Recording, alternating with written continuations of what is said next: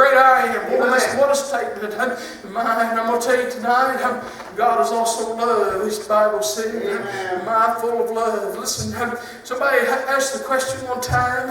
I listen to all these debates. Boy, listen, guys, I'm telling you, some of them, they're sharp, buddy. I'm telling you, they're really well studied in the Word. This fellow was asking, the one asked, where did God come from? And Brother Kent put him in his place. I done lost track where I was at there, man. What did I say? That don't matter. We'll get back to preaching the Word. Listen. But I thought tonight about our gods that we worship. Listen, all around us. Listen, he said, I'll have no other God before me in the Word. Listen, there's no other God like Him. There's nothing else, listen, worth worshiping today. He is the one, the only. This is another absolute that we have to believe. That He is the one and only God. And there are no other gods before Him. Listen, I thought about, listen, they'd taken the Ark of the Covenant. They'd taken it away from Israel one time. Listen, and they took it up. They was all proud that they got that away from Israel. And they took it up and they put it in their little temple, their little worship area. And they put it down here before and put it in front of their day God. And was the name of their little God, little statue. And that's what they found. They come in the next morning. And their little statue God, and he was laying flat on the ground, face down. And oh well, must have been, I don't know how that happened. That's strange, boy. They propped him all back up there. Listen to what I'm saying. They propped their God back up. And listen, come back in the next morning. And this time his hands and his feet broke off. Listen, and it wasn't long. And then everybody in town, started getting these big sores on them. And boy, they soon figured out we're going to have to get rid of that thing. Yeah, we can't keep that thing here. It's got to go. Listen, no other God before me. He is a jealous God. Listen, He loves you today. I remember where I was at a while ago when we was talking about, said, why did God create man? And listen, I'm going to tell you, because God is love. That's why God created man. And listen, I'm going to tell you, and I ain't preaching this just because we're in a Free Will Baptist church, but I'm going to tell you one of the greatest gifts God ever gave mankind was free will. Our own free will. Listen, that big opposable thumb right there, and free will separated us from all other creatures on the face of the planet. We get to choose whether or not we serve Him all the way from the beginning. And Brother Austin, all the way back in the garden. Listen, grace was right there. I say, praise the Lord. When He gave them a choice, listen, He put all them trees in the garden for them. Listen, but still He gave them a choice. You know why He gave them a choice? Because of free will. Listen, if it's commanded love, if it's forced love, then it ain't love at all. But God being love, God being pure love, God being the essence of love, listen, and gave us a choice that we can make today. We can choose to love Him, or we can choose to turn and walk away. Listen, and here's the reason why. Have you ever, listen, your children, have you ever had them, listen, come to you, unsolicited, out of the blue, and just come up just all of a sudden, just grab me around the neck, Daddy, I love you. You grandparents, as you grandchildren ever just run up, and grab you, and said, Mama, Papa, I love you. Boy, don't that just warm your heart? Boy, ain't that just wonderful? There's just nothing else like that. God being pure love, that's what He wants. Think about how good He feels, Brother Austin. When we wake up first thing in the morning, on our knees beside our bed, to say, God, I love you. Thank you for another beautiful day that you blessed me with. Listen, it warms His heart today because He is love. He loves us. So that's God. God don't need a calendar. No, we don't. God don't need a clock. He doesn't need a bed. He doesn't sleep. doesn't need an undertaker. He doesn't need a contractor.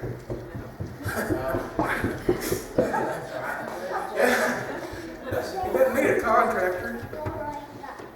Doesn't need these type of things. He doesn't need you to build some big massive temple in His honor. He already owns all that. Every 2x4, every 2x6 that went into the construction of this building right here, God already owned it. God can take a little bitty seed and make a great big mighty tree out of it. It takes something as small as a bee, and He'll teach you how to go fly into a flower, come back and make some of the most nutritious, healthiest substances on the face of the planet. God knows how to do that. God knows how. He told Job, he said, who do you think told the ocean where to stop at? Huh? He said, come on, talk to me. Surely you know these things. Tell the ocean where to stop. You know, this planet doesn't spin perfectly perpendicular straight up and down. It's in a slight angle. And science has determined that if the angle of that axis tilted as much as 2 degrees in either direction, we'd either freeze to death or we'd burn up. This all happened by chance. This is the things they say happen by chance. Their Big Bang Theory. Let's get into that for just a second. That'd be all right. I'm still preaching. I'm preaching about a sovereign God. Amen. They think that all this, everything we got here today,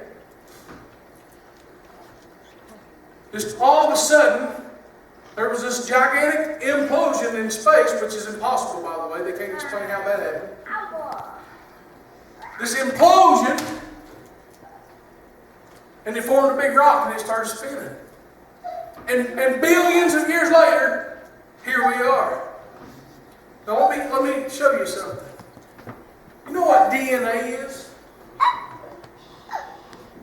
I don't completely understand what it is. DNA is basically a blueprint for you. A blueprint for you. One for you. Even on our blueprint, what fingerprint we get. And there's no two identical. No two on the face of the planet got identical fingerprints. We're all unique. And a DNA code, our blueprint, is like this book. That's how long, that's how complicated each one of our blueprint is. So basically, what science believes happened with our Big Bang Theory is we took all the raw material for paper, all the raw material for ink, all the raw material for leather binding. We put it in a sack and shook it up for 10 million years, and this is what came out. You understand? You understand the problem with their theory? Yeah. Huh? So this book, it'd be impossible. You shake that for 10 billion years and you're going to get a big lump of nothing. But this book took someone, if I had a secular book of some kind, even a secular book, I'm using the Word of God as an example, but let's take this songbook for instance. It took somebody to sit down and design the paper. Somebody had to create and design the ink. Somebody had to create and design the typeset. Somebody had to create and design the binding and the hardback cover. It was all by design. It was all this intelligent thought process that went in. You and I today, listen, we are not by chance. We are not by accident. The sovereign God of Abraham, Isaac, and Jacob. He created us from the dust of the earth and breathed the breath of life in our nostrils. We became a living soul. You and I are His special creation. Are His special creation. Of everything He's created, we're His most special creation. Amen. My little girl, a couple of years ago, she'd taken Play-Doh and made this little figurine of herself. Brother Clifford, and I thought how neat that it was. And I was astonished for a 5-year-old. I thought, man, that's pretty good. Because she made a little nose and little eyes, and of course she's got little teeny tiny fingers, so she could just really, put all this little detail in the ears, and she used different colored Play-Doh for the mouth and the eyes. And I began to think of our Heavenly Father. Bless the Lord. What detail He took and what pains Amen. He took and created us different. Amen. Different from all other creatures. And then on top of that, you know why we walk bipedally? You know what that means? Walk on 2 feet. We're the only other creature on the face of the planet that does. Oh, bears and some animals, gorillas, they'll get up on their back feet. But that's not their natural stance. This is our natural stance. We learned this, but by the time we're around a year old, we're walking bipedally on 2 feet. And we do that because we are the image of God. We want to look right. And show reverence to our God, our Creator. Amen. Ah, praise the Lord. Bless Praise the Lord forever. Well, He's a great and mighty God. Yes. Well, I'm getting derailed off what I thought we was going to be preaching. I'm still on the same message. The great and the mighty God. Bless Him, Lord. The God of Abraham, Isaac, and Jacob. The Creator of the ends of the universe. Over in the book of Psalms, David wrote so many psalms. Yes, He is. Praising God and talking about all the great things that God was and could do. And in the psalm, talking about how big God was. So how big is God? Well, our universe, God was standing there on the balconies of heaven and created the earth. He reached in His pocket and grabbed a big handful of stars and just broadcast them out into the sky. And with all the modern science that we've got today, modern telescopes, they've yet to find the edges of this universe. Thousands and millions of light years that they can see out into space, which boggles me. If any of you have ever seen an electron telescope, it's just a big bunch of lines. It don't make no sense to me at all. It's not pictures at all. I thought they were getting pictures back. No, they just get a bunch of squiggly lines and then figuring out it means something. Blows my mind. But they can't even find the edges of it. David said, well, he's able to measure that in the span of his hand. Amen. My. It's all his too. Yes, it is. It's all his. Amen. He don't even run around bragging about it, Brother No, Norman. we don't. You don't have to. No. You don't have to. Said the oceans, all the waters of this world. Our earth is covered in 70% water. Which also, coincidentally, we are 70% water. Just throwing that little scientific tidbit out there for you. That didn't cost you a dime extra. The oceans of this world. Well, he can just take his hand. He can just hold it all right there. Take his hand and hold the oceans. Yeah. But yet, he's still small enough to come right down and brush your heart. Amen. Oh, just a little touch. Amen. Just feel that little breeze blow through there. Amen. Oh my. Amen. Oh my. Amen. You know, as we see everything around us and marvel at the sovereignty of God, just it boggles the human mind. That's why He's God worth worshiping. That's why He's God worth worshiping. And the thing tonight that astounds me with all the things that he's got to do. I got to read that about Job. Boy, it just tickled me to death. He went on for 4 chapters tearing Job, one up one side and down the other. He said, you know so much. He said, where does the darkness go when it leaves? Where does the light run off to? Multiple times he said, come on, answer me. Oh my. Boy, we get to thinking that we're something. And what you got to realize is that we're nothing. One writer says it. He realized one day just how great and mighty God was, and how small and insignificant he was. He said, well, who am I that God would even acknowledge me? Who am I that God would even take time out to even know that I exist? He not only knows you exist, he knows you intimately. Intimately.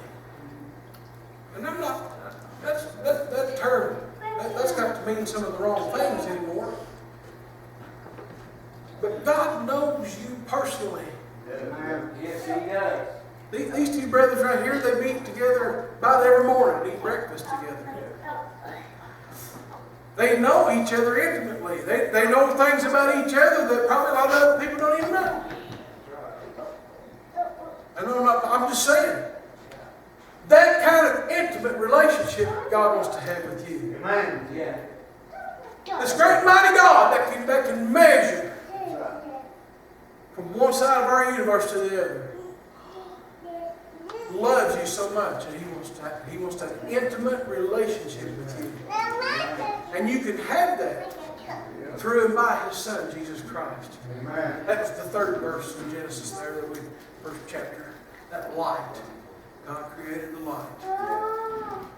The great and mighty sovereign God. Listen, He doesn't need you to believe in Him. But buddy, I'm going to tell you right now, you sure need Him tonight. You sure need Him tonight. I had one of my dad's brother-in-laws. He was going in for open heart surgery. And he never went to church. I always thought he was one of the wickedest men I knew because he all the time cussed. The rest of my family didn't use language like that. So that was kind of a shock for me when he come around. Getting ready to go in for open heart surgery. And my dad was there with him, you know. And before he went in, my dad asked him, he said, well, it'd be all right if I have a word of prayer with you? And he said, I reckon I've made it this long, I guess I'll be all right. That makes a chill run down my back every time I tell that story. But you know what? He's right. You can live your entire life without God in it.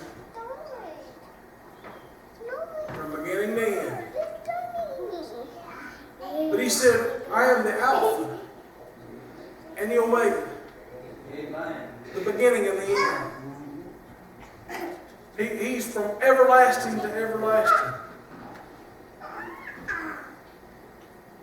You might make it all the way through this life without Him. But I promise you, when this life's over, you're going to need Him. Amen. You're going to need Him. Amen. He's real. He's real. You know, we can see the evidence of God everywhere. Now that verse I quoted a while ago, from faith to faith. You know, it wasn't some archaeological artifact that I saw to believe in God.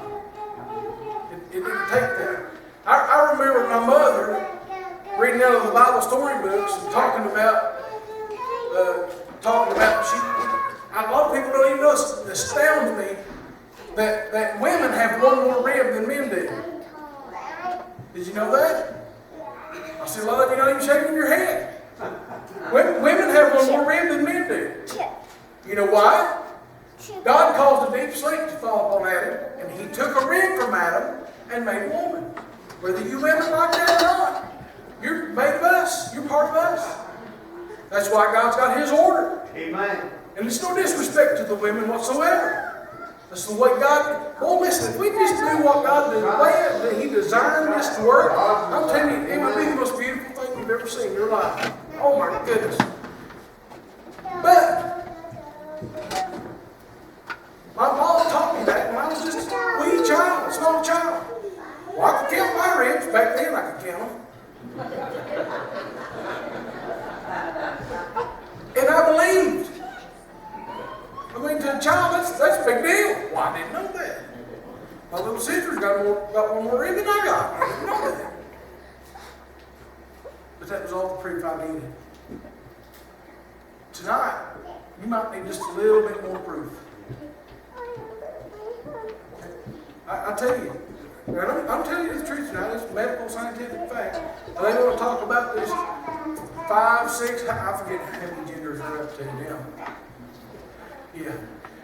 It ain't just male, female no more. No, they got a whole checklist of things you could do. My goodness. But tonight, whether you're male, female, or somewhere in between, God loves you tonight. Amen. He loves you. Sent His only begotten Son into this world, that through Him, whosoever. Now that seems like such an insignificant word. Whosoever. But what whosoever means is everybody. That included me. That included this brother. That included this brother right here. Whosoever. Let him come. Let him take the water of life freely.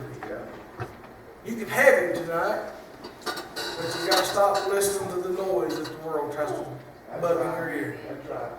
Because I'm going to tell you, Satan loves to take all that information, just like he's fought me this afternoon till I was ready to take off running in circles, screaming out of breath. And I'm telling you, He will do the same to you if you let Him. And I'm telling you tonight, there's a God in heaven that loves you. He's the sovereign God, and He will protect you. Oh my goodness! I wish I had 10 hours to preach that message.